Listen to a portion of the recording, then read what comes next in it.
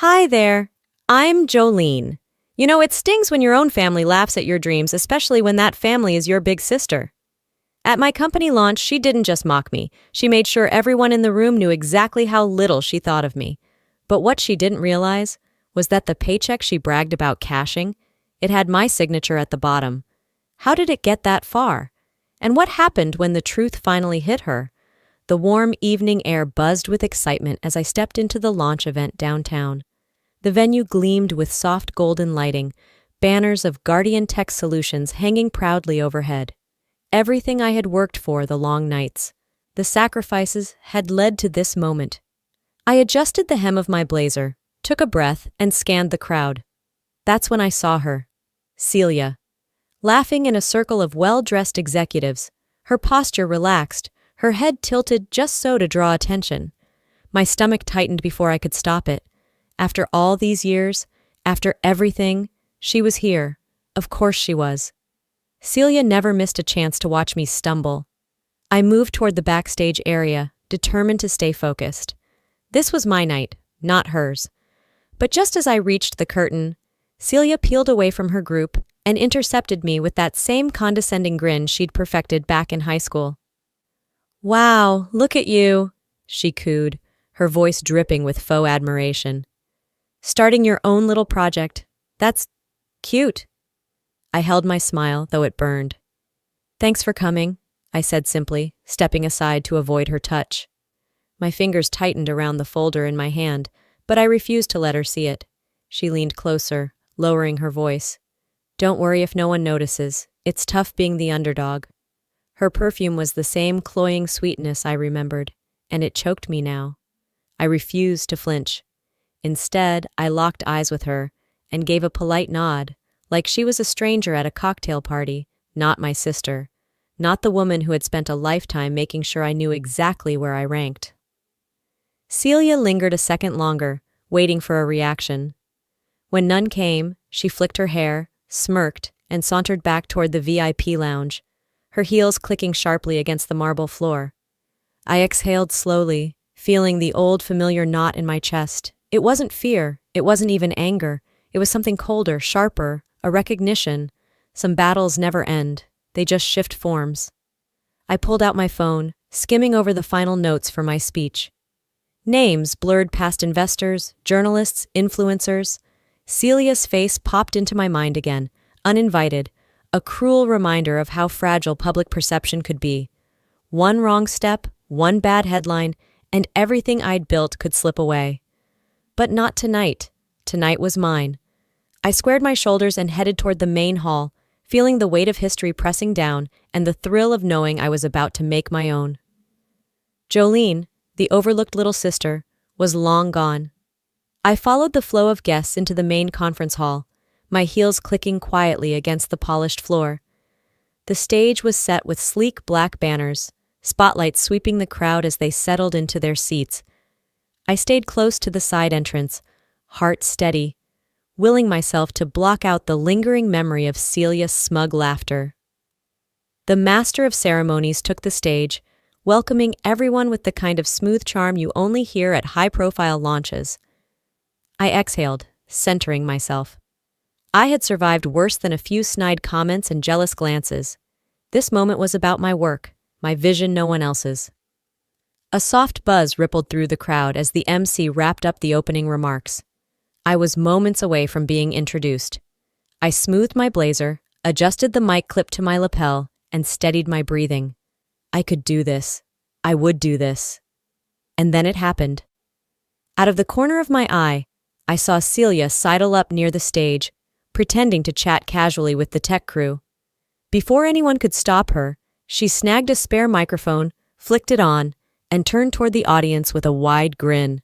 "Wow," she said, her voice dripping with sugar-coated malice. "Isn't it inspiring? These days, all you need is a laptop, a little free time, and bam, you're a CEO." Laughter exploded across the room, not the good kind, the sharp, uncomfortable kind that stings long after the sound fades. A few people winced, others exchanged awkward glances. I stood frozen backstage, every muscle taut, feeling the blood drain from my face. Celia beamed, soaking in the attention. She tossed her hair like she'd just told the world's funniest joke, then sauntered off stage as if nothing had happened. The mic squealed slightly as the crew scrambled to mute it. I clenched my fists at my sides, nails digging into my palms. Every fiber of my being screamed to storm out there, to call her out for the petty, jealous coward she was. But I didn't move. I refused to give her the satisfaction of seeing me rattled. Instead, I closed my eyes for a brief second, forcing the humiliation down like a bitter pill. I mentally ripped up the original version of my speech, the one filled with modest gratitude and soft-spoken hope, and started building a new one, sharper, clearer, stripped of any trace of apology. They were going to see who I was, not the awkward little sister Celia had always painted me to be. The MC, clearly rattled himself, shuffled back to the microphone and cleared his throat. And now, ladies and gentlemen, please welcome the founder and CEO of Guardian Tech Solutions, Miss Jolene Carter. I inhaled deeply, feeling the heat of the spotlight waiting for me just beyond the curtain. As I walked toward the stage, the whispers buzzed like hornets around me. I didn't let them touch me. Not this time. My hands were steady. My heart was steel. Celia thought she could humiliate me into silence. She had no idea what she had just unleashed. The applause from the introduction still echoed as I moved behind the stage partition. I kept my pace even, measured, letting the noise fall away like dust shaken from a jacket. I could feel the heat of judgment pressing down from the rows of VIP seats. I could feel Celia smirk, even without looking. Let her think she'd rattled me, let her gloat. It wouldn't last. The cool blast of air conditioning brushed against my skin as I adjusted the mic pinned to my blazer. The conference crew gave me a thumbs up from the wings. I nodded back, feeling the hum of energy coil tight in my spine, not from fear, from readiness. I paused for a moment, the memories creeping in without warning. I was 15 again, hunched over the garage workbench, soldering a clunky robotics project I had designed from scratch. Celia had walked in, makeup perfect, hair curled just right for prom pictures. She'd laughed when she saw the mess of wires and half-built circuits. "Seriously? You think anyone cares about this nerd junk?" Shed said, the same way someone would comment on a dead bird. Then there were the family dinners, those exhausting Sunday marathons where Celia would commandeer every conversation with stories of her internships, her scholarships, her dating life that was somehow always better than mine. I had learned early to smile and chew my food quietly, hoping no one would notice me. The stitches of those old wounds pulled tighter now, but they didn't break. They were part of the fabric I had reforged myself with. I pulled my shoulders back as I stepped closer to the edge of the stage. Somewhere near the VIP lounge, Celia's voice floated over the crowd, high and bright. "Big things happening," she chirped to a small group huddled around her. "Locked down a major contract this week. Marketing expansion for a top tech firm. Moving up in the world, you know?" Her entourage laughed on cue. I caught the sly glances she tossed toward the stage.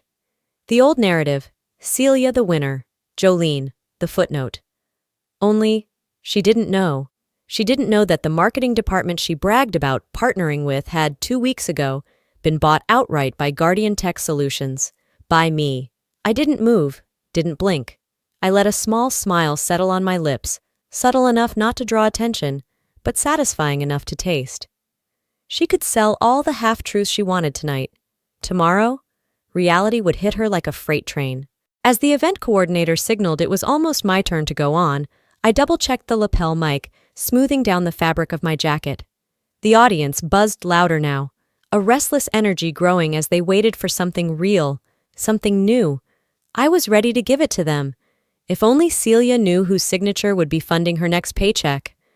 The crew motioned for me to step forward, and the bright stage lights flared across the polished floor ahead.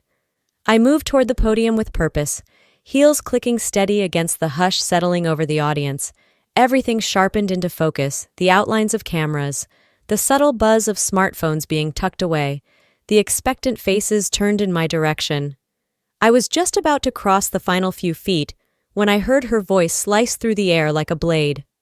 "Wait a second," Celia trilled, hijacking the moment with an exaggerated laugh. In a flash, she slipped past the stagehands and seized the microphone, her faux charm dripping like syrup. Before the next speaker graces us, she drawled, I just want to say how proud I am of my baby sister. I mean, these days anyone with Wi-Fi and a dream can call themselves a CEO, right? A ripple of uncomfortable laughter rolled through the crowd. The MC froze, half lifting a hand as if to intervene, but Celia plowed on without missing a beat. I remember when Jolene couldn't even keep a Tamagotchi alive, she said, grinning broadly. And now look changing the world, one cute little app at a time. More laughter, sharper this time.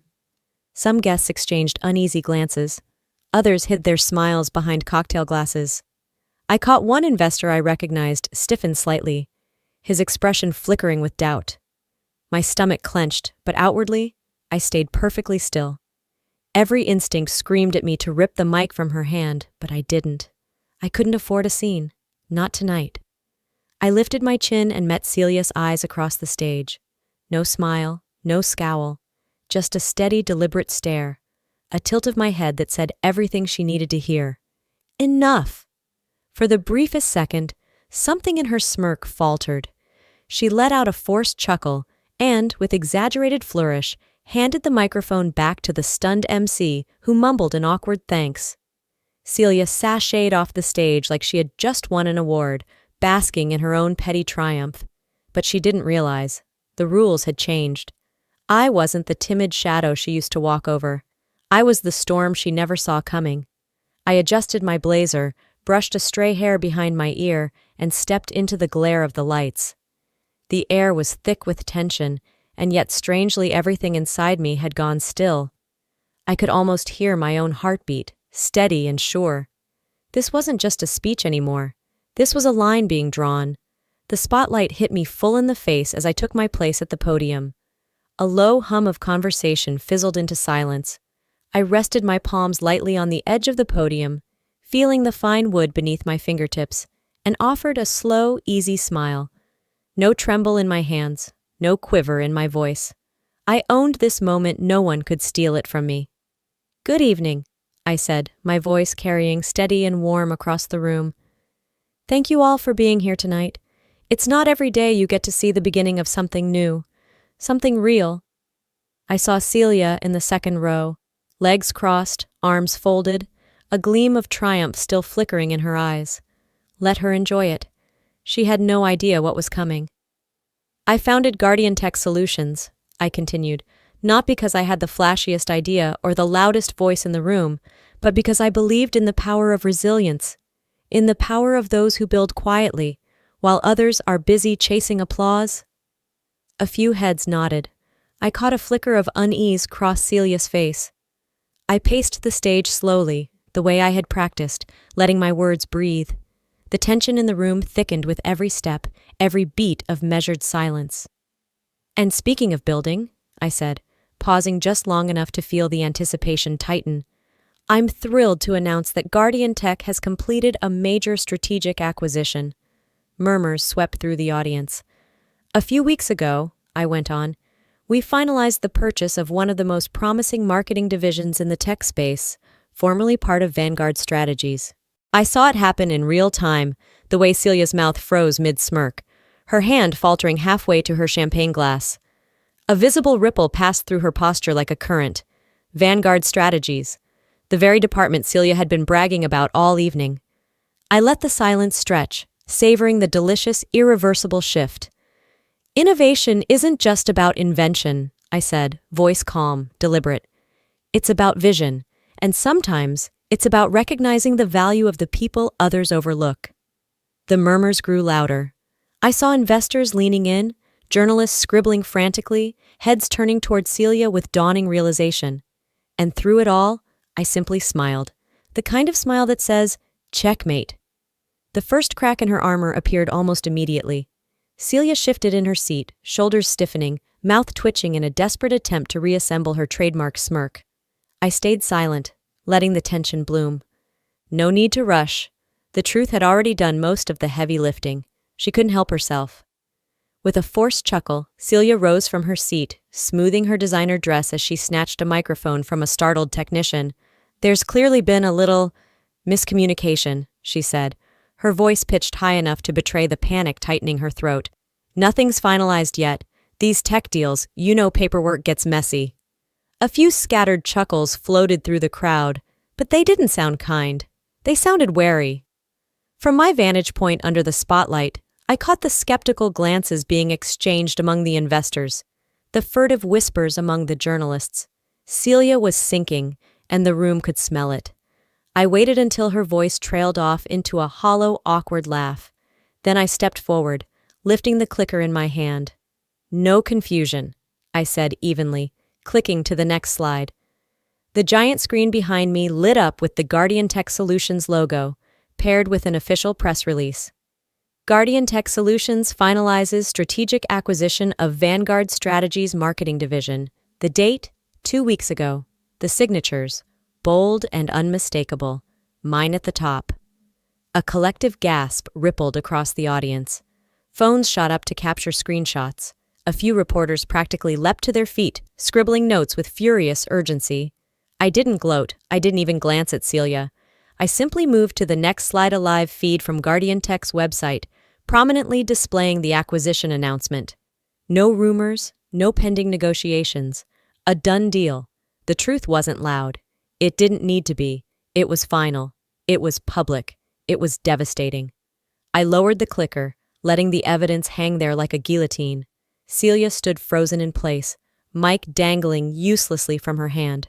Her mouth opened, then closed again. For the first time all night, no slick comeback, no sugar-coated jab, no desperate spin could save her. The silence that fell over the room was deafening. The room didn't breathe. It hung there, suspended in a strange limbo of disbelief, shock, and something else. Something Celia hadn't anticipated. Doubt. I didn't linger on stage. I stepped away, leaving the truth to do its quiet, irreversible work. As I moved into the cocktail area, the clink of glasses and soft murmurs filled the dimmer space. The smell of champagne and fresh-cut flowers was suddenly too sweet, too heavy. Small groups formed instantly, orbiting around hushed conversations and side glances. I could feel it, the shift, a new current flowing beneath the polite surface. But Celia wasn't finished. I caught her out of the corner of my eye, weaving through the clusters of guests like a shark scenting blood. Her smile was brittle now, her laugh too loud as she sidled up to investors, board members, anyone with influence. "She's ambitious, sure," I overheard her telling a group by the bar. "But acquisitions like that? They don't happen without cutting a few corners. Regulators are going to have questions. Just wait." The words were sugar-coated in concern, but the venom underneath was unmistakable. I didn't react. I sipped my water, nodded at a passing journalist, and kept my breathing steady. Celia's desperation had shifted from silent glares to whispered knives. My phone vibrated in my clutch. A quick glance at text from a friendly journalist I trusted. "Heads up, Celia's trying to plant stories about shady practices. Already sent a couple of emails out." Of course she had. Still, no panic. I made my way to the event coordinator's booth, requested a quick update through the venue's official communication screens, a tool normally reserved for lost items or schedule changes. Minutes later, every screen around the event lit up. Guardian Tech Solutions confirms full regulatory approval for its recent acquisition. All documentation available upon request. Transparency is not just a promise, it's our foundation. Simple, clean, unshakable. The buzz shifted again. Guests checking their phones, verifying what they'd just seen. A few turned toward Celia now, not with admiration, but with wary distance. She felt it too. Her face paled, the way she shrank into herself just slightly before forcing another too bright smile. But the damage was done, and not to me. The energy in the room had shifted again, but this time it was irreversible. Gone were the curious stares and polite murmurs. What remained now was a sharp, almost clinical detachment, the way you might observe the final act of a slow, inevitable downfall. No one moved to comfort Celia. No one offered her an escape. I adjusted the microphone stand and cleared my throat lightly. The sound snapped a few heads up, pulling what was left of the attention toward me. "I appreciate you all staying," I began, my voice steady, resonant in the half-empty hall. Tonight wasn't just about celebrating a milestone. It was about setting a new standard. The words felt heavier than I'd planned, but right. Necessary. I continued, pacing myself with a calm that felt both foreign and natural. Guardian Tech was built on more than innovation. It was built on trust, transparency, and accountability. And moving forward, we will maintain zero tolerance for any conduct that undermines those principles. I didn't look at Celia. I didn't need to. The ripple effect hit harder when it wasn't directed. In that spirit, I said, effective immediately, Guardian Tech will be severing all business relationships with any parties found engaging in activities inconsistent with these values. A sharp murmur ran through the room. Not loud, just loud enough. I gestured toward the digital screens that had lit up again behind me, this time displaying links to full public documentation, acquisition contracts, regulatory approvals, and, quietly embedded within it all, a detailed compliance report. One that named, without flair or drama, the exact misconduct that had been swirling beneath Celia's polished surface. No accusations, no screaming matches, just facts. Just light cast into places she never thought anyone would look. The final blow didn't come with a slam or a spectacle. It came with a clinical, professional closing of doors. I stepped away from the podium as polite applause, not wild, not celebratory, but respectful, filled the air. Enough to acknowledge a clean end. Celia remained rooted in place, isolated in the center of the swirling aftermath, a statue built on the fragile foundation of appearances. And now those appearances were shattered. I didn't wait for her reaction. I didn't offer a parting glance. Some wars are won not with the sword, but by refusing to fight on their terms. And I had just closed the battlefield behind me. A week later, I sat in my new office, sunlight pouring through the tall windows and pooling across the hardwood floors. Stacks of signed contracts and welcome letters from new partners lined the edge of my desk, tangible proof that the world had moved on, even if some bruises hadn't fully faded. The air smelled faintly of fresh paint and new beginnings. I leaned back in my chair, letting the quiet settle in my chest.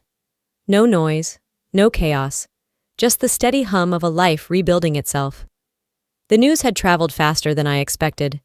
Celia's name circulated, but not in ways she had once craved. Words like untrustworthy and high risk started appearing alongside hers in the industry chatter. Firms withdrew partnerships, invitations stopped coming. Some whispered about legal inquiries looming in the background, but I didn't chase those rumors. They weren't my victory to savor. I didn't smile. I didn't gloat. It wasn't about her anymore. It was about what I had built and what I refused to lose again. From across the room, my phone buzzed with updates from the PR team. Interviews requested, keynote offers piling up, venture capitalists asking for meetings. All validation, yes, but none of it filled the part of me that still ached. Because some wounds don't disappear. They don't scream. They just stay quiet, persistent reminders of what survival costs.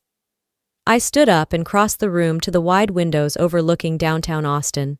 The city moved below me, fast and bright and unconcerned with old grudges. I wasn't looking for revenge anymore. The real victory wasn't in ruining her. It was in refusing to let her define me ever again. I had built something that no whispered insult, no cheap smear campaign could touch because it was real. It was earned, and it was mine. The door to my office opened softly, and my assistant poked her head in. Contract for Vanguard Tech just arrived for final signature, Miss Carter. Thank you, I said, taking the folder from her hands. I sat back down, flipped open the file, and signed my name with a clear, steady hand. As the pen lifted from the paper, I realized the best revenge wasn't destroying her life. It was reclaiming my own. After everything I went through, one truth stands taller than all the noise. You don't have to destroy others to succeed. You don't have to become like the people who tried to break you. Real power, the kind that lasts, is built on integrity, quiet resilience, and the refusal to let bitterness define your story. I learned that winning isn't about crushing someone else. It's about standing so firmly in who you are that no one else's cruelty can move you. And if you're facing your own battles right now, family betrayals, workplace sabotage, moments where you feel small and unseen, please remember this. You are not powerless. Your value isn't decided by the loudest voice in the room. It's decided by your work, your integrity, and the life you build on your own terms. What about you? Have you ever had to walk away from someone you thought would always be in your corner?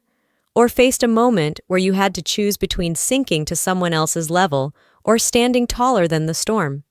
I'd love to hear your story. If this video touched your heart, leave a 1 inch in the comments and tell me where you're watching from. If it didn't quite hit home for you, I'm still grateful you gave it your time. Tell me why in the comments and where you're tuning in from. Let's connect and share, because sometimes our hardest stories are the ones that teach us how strong we really are. And if you'd like more real, raw, empowering stories like this one, please don't forget to hit the subscribe button and turn on notifications so you'll never miss the next chapter we'll walk through together. Thank you for being here.